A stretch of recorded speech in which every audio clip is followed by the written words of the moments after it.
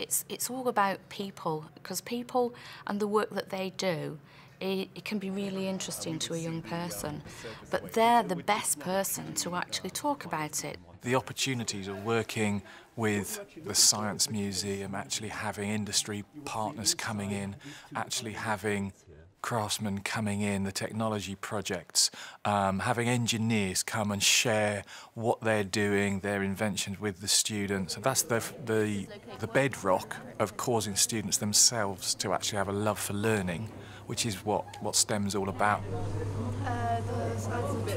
The sides are too long, okay? The parents are a really fantastic resource, generally. You know, the breadth of careers that they come from and breadth of interests that they have can be a huge benefit to the club. We get parents to come in and talk to us if they've got some STEM type of job, and they're generally quite interested to come and talk, and they might have an activity, or we might come up with an activity, and then they come and talk about how they work with it and what their career path has been, similar to what a STEM ambassador would do. I had artists coming in and talking about their sculptures and the firing and things like that.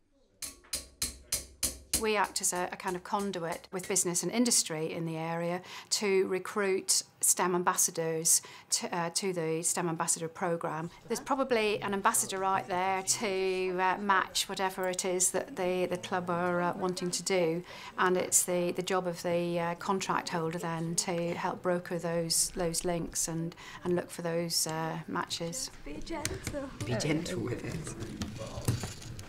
Let's put this side in as well. One particular STEM ambassador who works for Rapid Electronics just around the corner from our school, and he's been really valuable to us. He gets involved with everything that we do. He's really enthusiastic. It really just means that if a school gets involved with the STEM Ambassador Network, they've got an opportunity to tap into skills and experiences that they would never normally have. I think students get a lot out of working with STEM ambassadors. The main thing for them is it's being out of the teaching environment. This isn't the classroom, this isn't directly related to the curriculum. What we're doing is showing how engineering and technology is used in the real world. And we found that the knowledge and the expertise and the enthusiasm that they've brought has really helped to add another edge to the club. I think pupils are used to seeing teachers and sometimes get bored of the same face. So it's amazing that when you bring somebody new, somebody fresh, somebody engaging and inspirational who has got great subject knowledge, when you bring them in, automatically the kids are engaged. So we found that that's worked really well. They might come in and do a one-off session. They might come in and do a longer project. We worked with a gentleman from Empower about energy. They made turbines. We took a trip out to the local turbines with him.